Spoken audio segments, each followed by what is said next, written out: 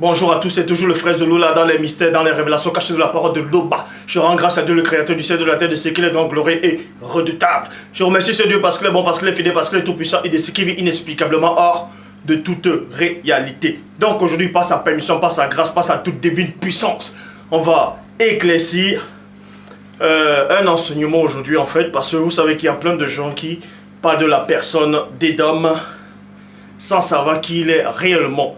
D'autres disent qu'Édom c'était l'ancêtre des Blancs et d'autres disent que Édom c'était un Blanc. Et que en fait la descendance d'Édom ce sont les Édomites et que les Édomites c'était des Blancs et d'autres disent que ce sont les Juifs, soi-disant les Juifs qui sont en Palestine actuellement. Vous ne devez pas ignorer qu'il est dit dans Proverbe 19.2 que le manque de science n'est bon pour personne.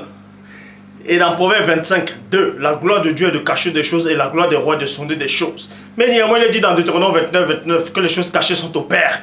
Les choses révélées sont à vous, sont aux créatures, sont aux humains. Mais ce Dieu terrible et redoutable dit par son Esprit Saint, le Moudi Maloba, que les apôtres authentiques ont reçu dans Jean 20.22, dans Jérémie 33.3. Demande-moi et je te relèverai des choses cachées, des choses que tu ne sais pas. Comme j'avais promis, nous entrons dans la phase 2.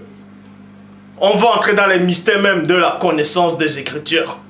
On va dévoiler le secret longtemps caché à l'humanité. Qui est réellement Esau?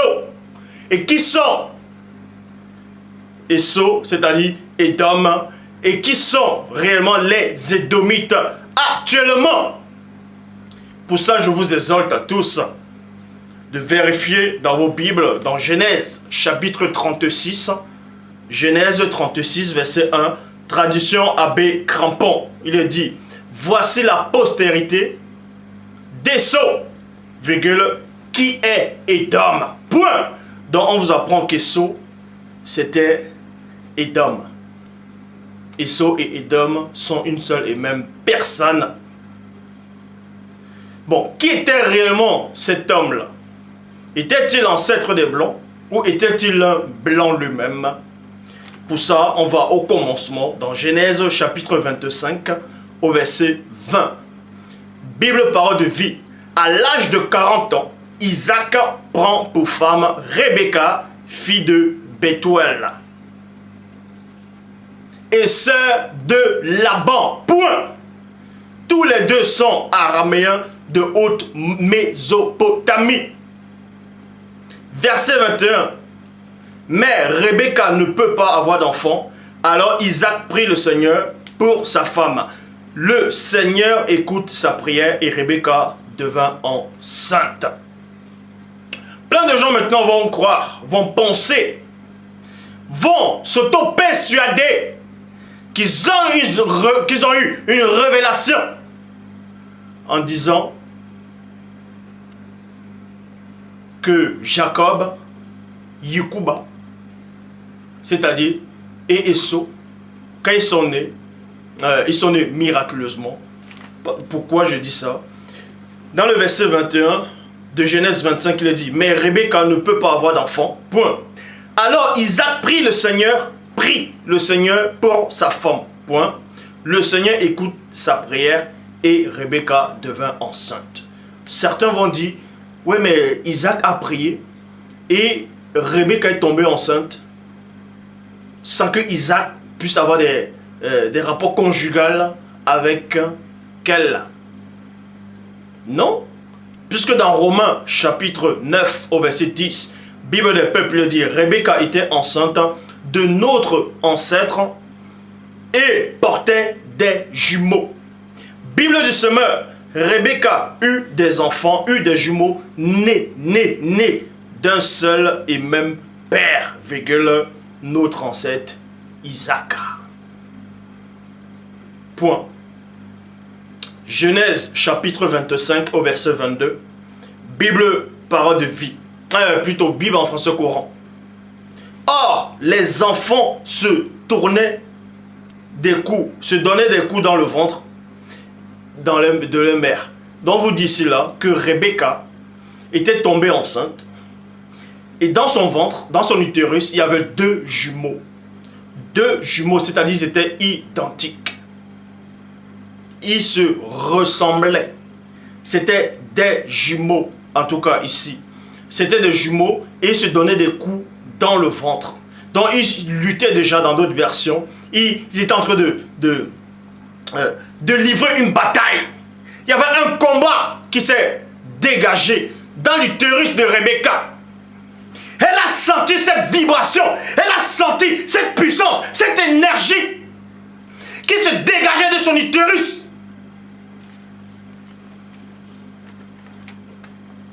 Genèse 25, verset 22. Bible en français courant. Or, les enfants se donnaient des coups dans le ventre de leur mère. Point. Elle s'écria, s'il en est ainsi, à quoi bon être enceinte? Point d'interrogation. Elle alla consulter le Seigneur. Bible du rabbinat français Zadokan. Comme les enfants s'entrepoussaient dans son sein, elle dit, si cela est ainsi, à quoi suis-je destiné? À quoi suis-je destiné? Et elle alla consulter le Seigneur. Donc Rebecca ici, quand elle est tombée enceinte, parce qu'avant elle était stérile, et Isaac est allé prier le Dieu vivant, Loba. Et Loba exaucé sa prière. Et cette femme est tombée enceinte. Cette matriarche est tombée enceinte. Mais sauf qu'il y avait deux jumeaux. Et ces deux jumeaux-là symbolisaient quelque chose dans le plan spirituel, dans le grand ordre des choses. Mais ils étaient en train de lutter à l'intérieur. On va vous révéler pourquoi ils luttèrent à l'intérieur. Et pourquoi ils étaient différents, ces deux jumeaux. Pour savoir qui sont réellement les Édomites. Vous devez d'abord comprendre le mystère qui tournait dans l'utérus de Rebecca.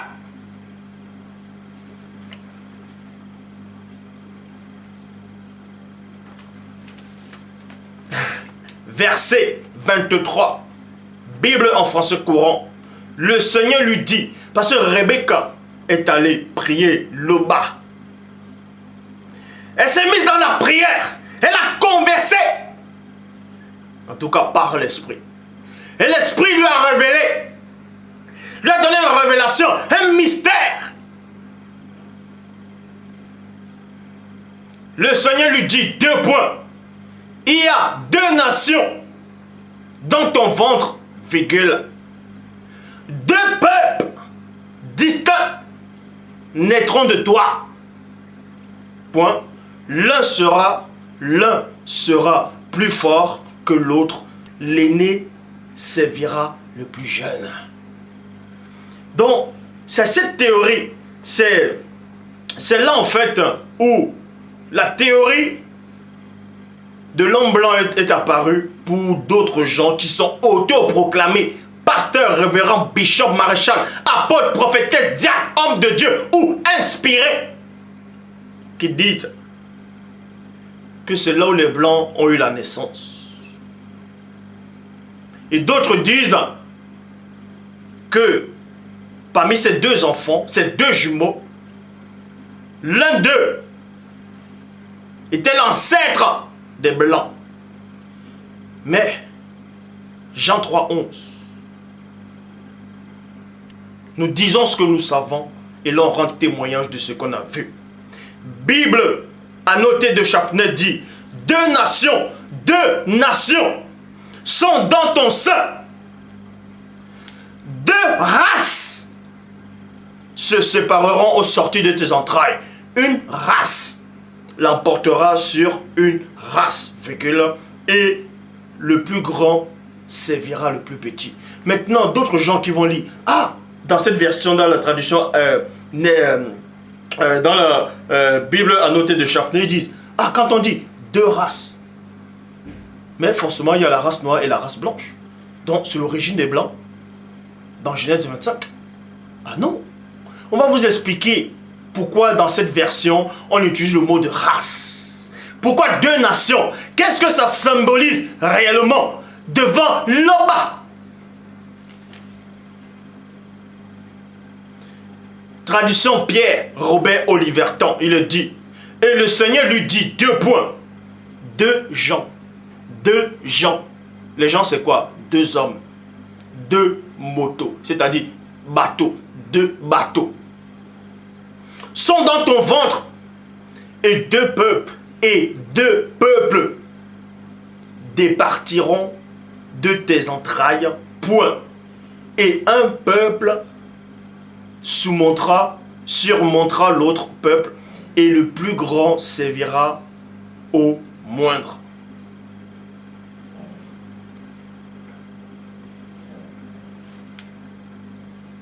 Donc vous devez comprendre ici, il se passe d'abord des choses spirituelles avant d'arriver dans le physique. Mais pour que ça arrive dans le physique, il faut que ça passe d'abord dans l'astral. C'est pour ça qu'on va vous révéler les Écritures. Tel que le Saint-Esprit, le Mundi Maloba, veut. Donc vous devez comprendre ici, quand on parle de 2 races, 2 peuples, 2 nations, c'était toujours des frères. Mais pourquoi 2 races? Pourquoi ils doivent se séparer? Genèse 25, verset 24, Bible des peuples. Lorsqu'arriva le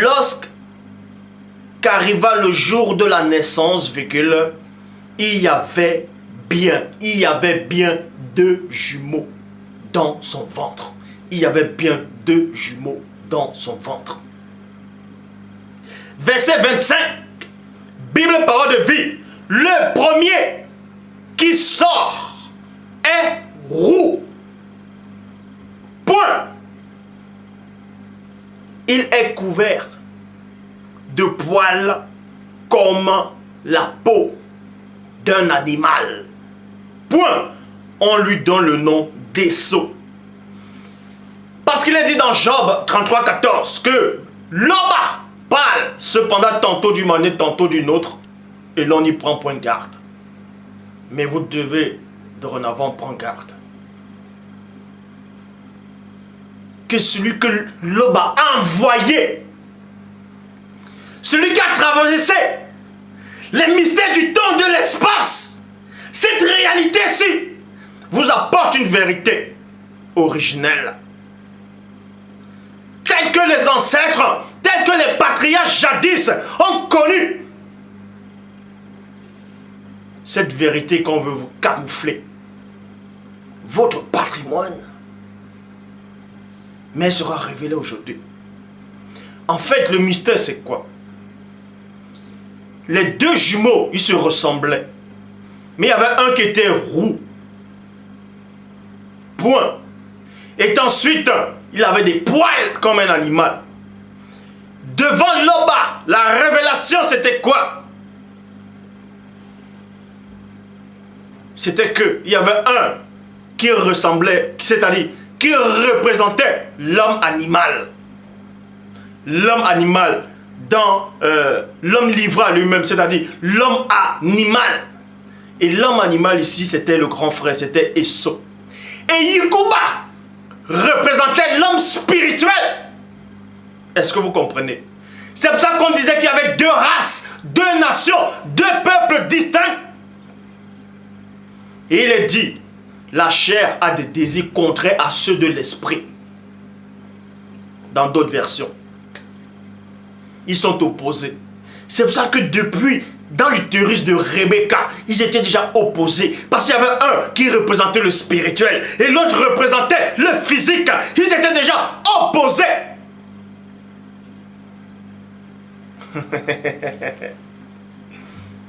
C'est pour ça qu'il est dit dans 1 Corinthiens, chapitre 15, au verset 46, Bible des peuples. C'est la vie animale qui apparaît en premier, virgule, et non la vie par l'esprit. Point. Ce qui est spirituel ne vient qu'ensuite. Je sais que toujours dans 1 Corinthiens, on fait souvent ces allusions au premier-né et Adama. selon ce que d'autres pensent aussi. Or, vous devez comprendre que Yekuba représentait l'homme spirituel. Ça ne veut pas dire qu'il était esprit, mais il était orienté dans le monde spirituel. Il représentait l'homme spirituel devant le Père. Et son grand frère Esau représentait l'homme animal. C'est pour ça qu'il était velu, il était poilu comme un animal. Donc il était déjà différent de son petit frère. Et le grand frère devait être dominé par le petit frère, selon la prophétie. Pourquoi? Parce que l'homme ne t'atteint pas. Il a donné le pouvoir à Moto, à Adama, de dominer sur les animaux de la terre. Donc il a aussi fallu que cet homme-là, Esau, Édom, qui représentait l'homme animal, puisse être dominé par son petit frère. Parce que dans l'ordre des choses, Adam est venu après les animaux. Donc les animaux sont plus âgés qu'Adam. Mais Adam devait dominer sur eux, de même que Esau. Édom était plus âgé que Yekuba. Mais Yekuba devait dominer parce qu'il représentait l'homme spirituel. C'est ça la révélation. Et ensuite il est dit dans Malachie chapitre 1 verset 2, Bible parole de vie, le Seigneur déclare à son peuple, 2 points, moi le Seigneur, je vous aime, mais vous me demandez, 2 points. Où est la preuve de ton amour? Point d'interrogation. Je vous réponds 2 points. Est-ce qu'Esau n'était pas le frère de Yekuba? Point d'interrogation. Pourtant, j'ai préféré Yekuba. Verset 3. Bible en français courant. Mais j'ai repoussé Esau. Dans d'autres versions, on dit j'ai aimé Jacob et j'ai haï Esau. Dieu a repoussé Esau. Parce que Esau représentait l'animal. Il représentait la vie animale. Et Yekuba représentait la vie spirituelle. C'est pour ça que Dieu a préféré Yekuba. Ça n'a rien à voir que le blanc est arrivé par Esau. Mais il était roux. Parce que, pourquoi il était roux? Là, on va maintenant vous donner une autre révélation. Quand vous lisez dans le livre de l'Apocalypse, on fait allusion à un cavalier roux qui représentait le sang égorgé, qui représentait la bestialité, l'animal. C'est pour ça qu'il était roux. Il est sorti entièrement roux. Parce que les animaux maintenant, quand on voit un animal, on pense quoi? Au sang. Le sang versé. À la barbarie. C'est pour ça qu'il était roux, il est sorti roux. Mais sa couleur représentait déjà sa nature. Et en plus, il était velu comme un animal.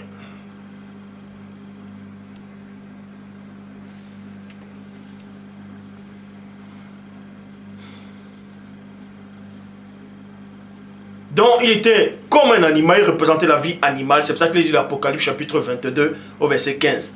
Dehors les chiens.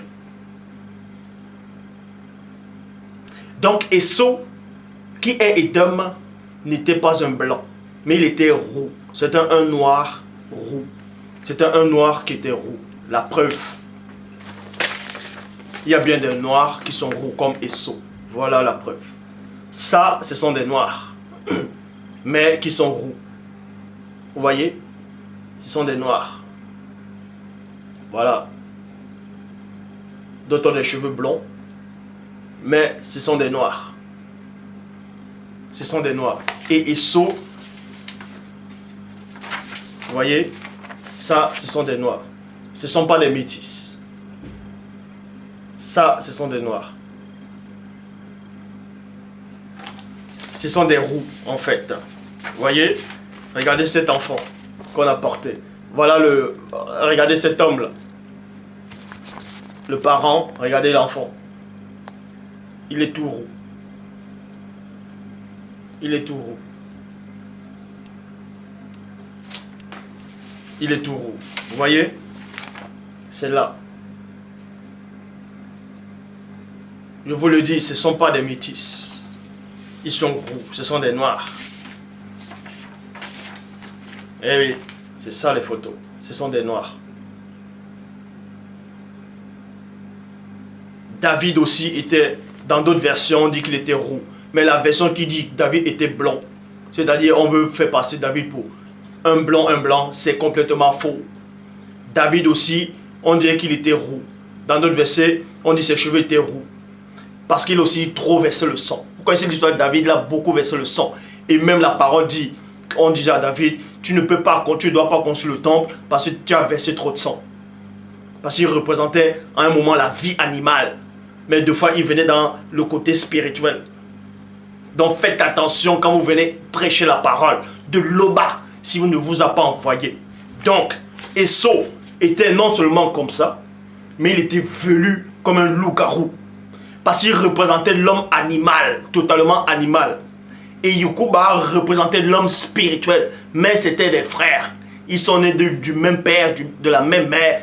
Ils sont sortis de la même utérus. Mais c'était deux nations distinctes. C'était deux races. La race spirituelle là, et la race animale là. C'est ça la révélation.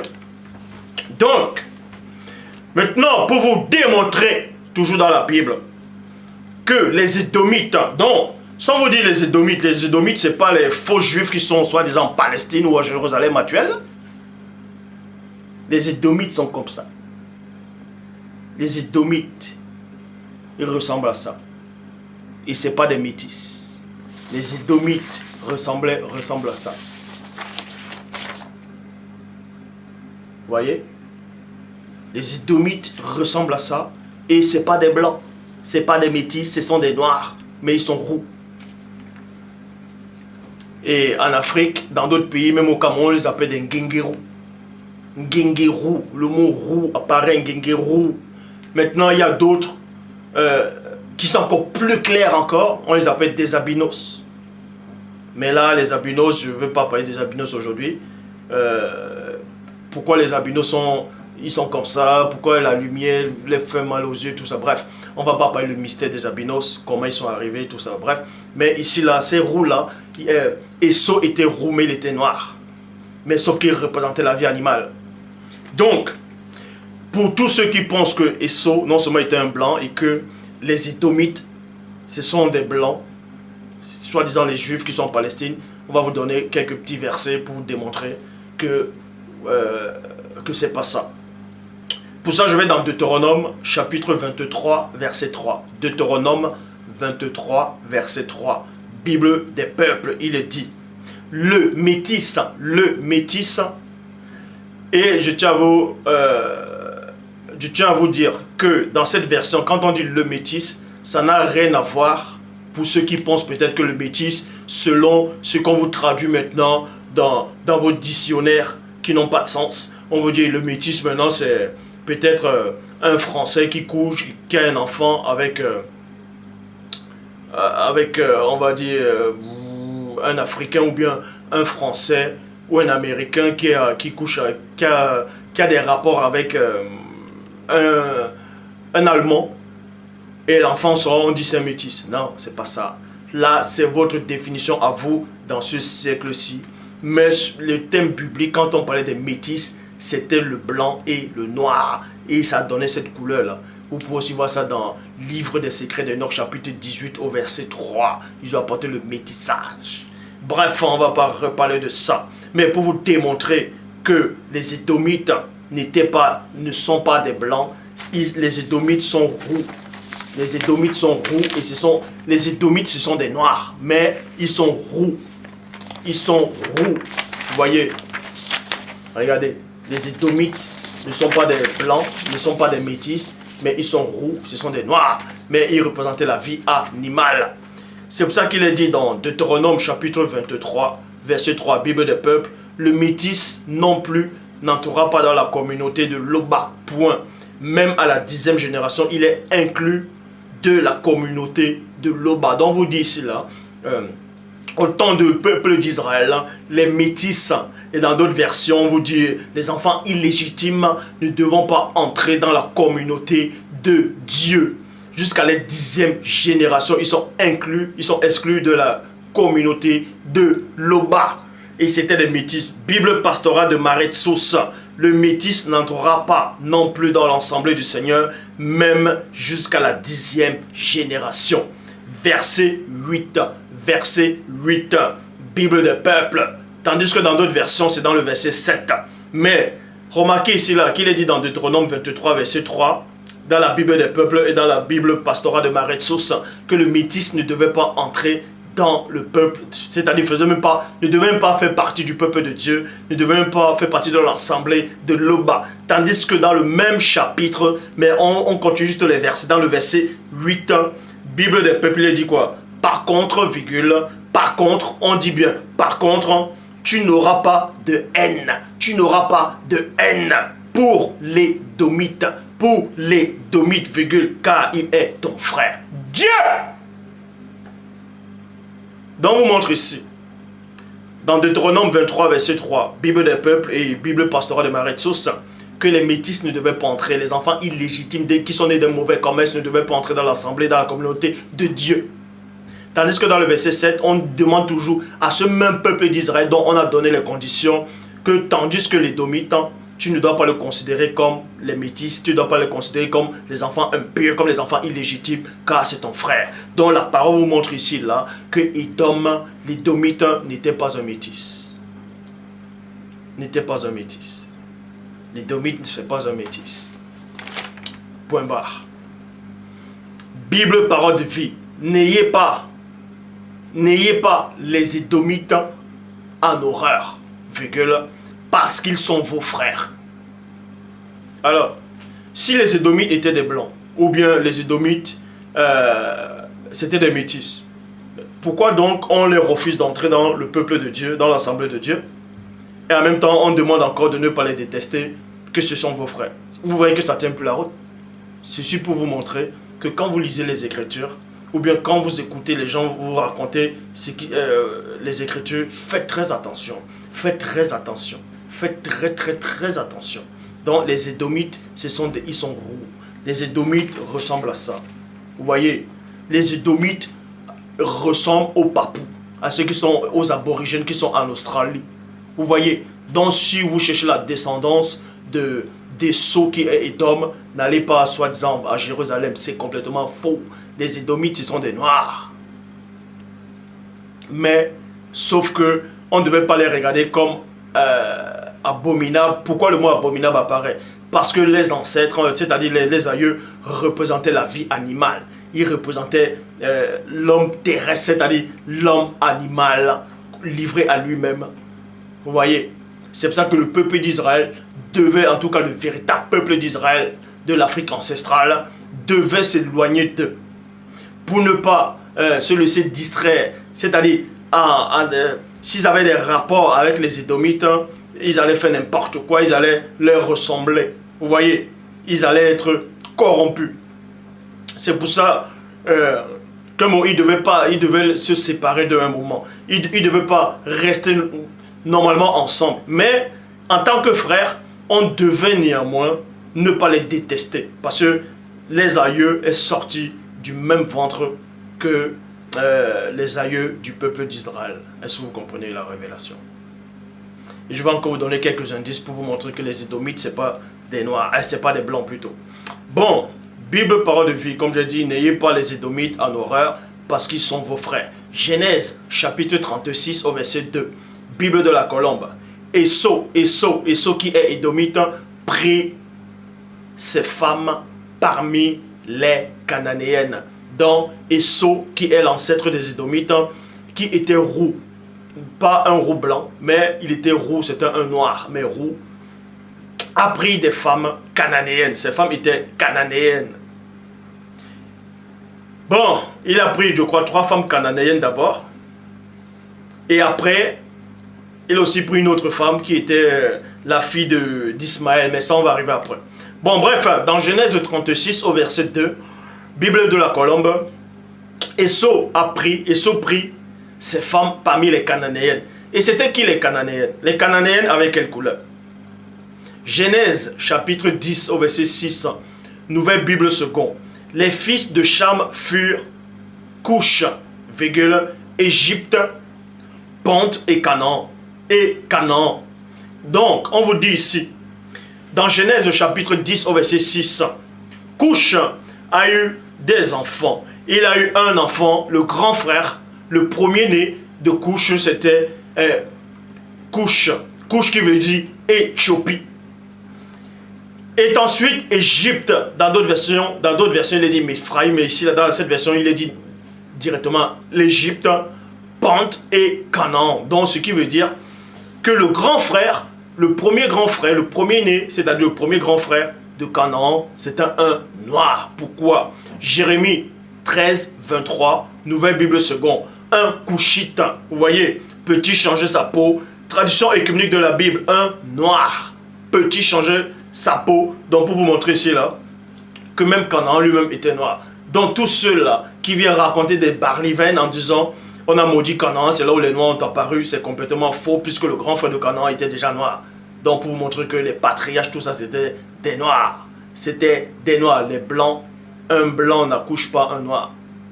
Un blanc n'accouche pas un noir. Maintenant vous pouvez aller taper Google, vous pouvez taper tout ce que les scientifiques vont, c'est-à-dire, viennent vous mentir, viennent vous montrer des hérésies. Bref, ceci pour vous dire que Couche était un noir. Et il était le grand frère, même père, même mère de Canaan. Et Canaan a donné naissance aux Cananéens. C'est-à-dire, Canaan est l'ancêtre des Cananéens. Vous voyez? Bon. Et on vous dit maintenant que Esau, qui veut dire et qui est Édom, était roux, a pris des femmes noires, cananéennes. Donc, quand quelqu'un qui est roux, qui n'est pas blanc, mais il est roux, il fait partie de la race noire, mais il est roux, prend des femmes noires. Mais les enfants vont être comment? Les enfants ne seront pas comme, soi-disant, vous dites que les Édomites, c'est les Juifs qui sont, les faux Juifs qui sont en Palestine. Ah non. Un roux et une femme noire, ça donne naissance à quoi?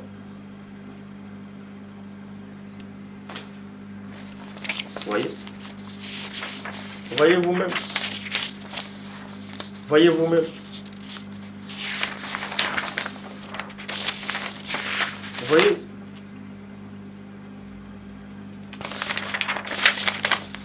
Vous voyez? Regardez le papa, il est tout noir. Regardez l'enfant, c'est un roux. Vous pouvez taper sur Google, chercher les documents, vous voyez que la femme de cet homme-là n'était pas une blanche ou une métisse. Vous voyez? Donc, ceci pour vous dire, Esau, qui est Édom, a pris des femmes noires. Ils ont eu des enfants, ils ont peuplé. Et ensuite, dans les Édomites, sont comme des aborigènes. Et dans Genèse 36, au verset 3, Esau a pris aussi une fille, a pris aussi la fille d'Ismaël. Esau a pris la fille d'Ismaël. Et on sait qui était Ismaël. Ismaël, sa maman, selon la Bible, était une Égyptienne. Et les Égyptiens, c'était des Noirs. Vous voyez? Ismaël lui-même était noir. Il n'était pas basané. Tout ça, c'est faux. Puisque Abraham lui-même était noir. Je dis bien, tous les patriarches sont des Noirs. Dieu n'a envoyé aucun prophète blanc. Dieu n'a envoyé aucun prophète d'une autre couleur. Qu'on ne vous trompe pas. Dieu n'a envoyé aucun prophète d'une autre couleur excepté les Noirs. Tous les patriarches étaient des Noirs. Ça, je l'ai déjà démontré. Donc, pour vous montrer ici, là, vous qui pensez à tous ces Noirs qui sont dans le monde entier, qui pensez que les Édomites, ce sont les faux Juifs qui sont en Palestine, vous êtes gourés. Les Édomites, ce sont vos frères. Ce sont des Noirs, mais sauf que ils viennent d'Esau. Esau qui représentait la vie animale.